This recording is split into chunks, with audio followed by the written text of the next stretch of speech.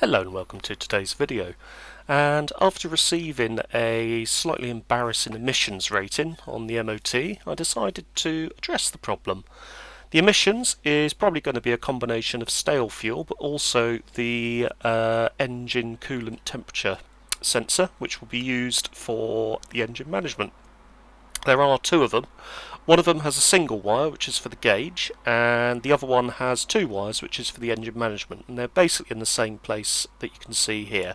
That's the engine coolant temperature sensor there. So I've used a bit of plus gas just to go around it, and you want to make sure that you do this with the engine stone cold. Basically, ideally it hasn't run for several days.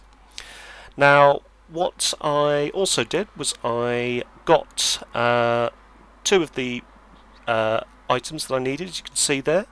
I got the 19mm spanner onto the sensor, as you can see there, and then get a load of tissue, pop it around the sensor like so, and then you should be able, once you've loosened it, to actually hand remove the sensor itself.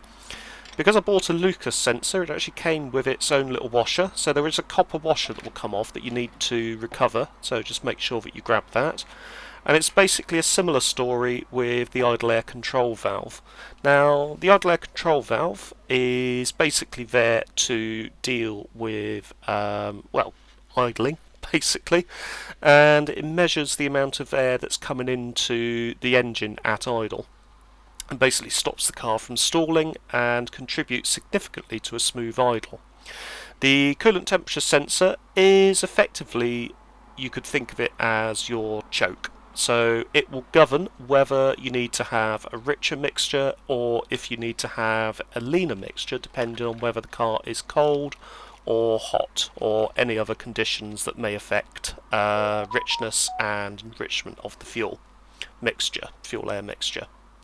There's the new sensor, so I always do a comparison between the old sensor and the new sensor, and you can also see there the copper washer as well to one side.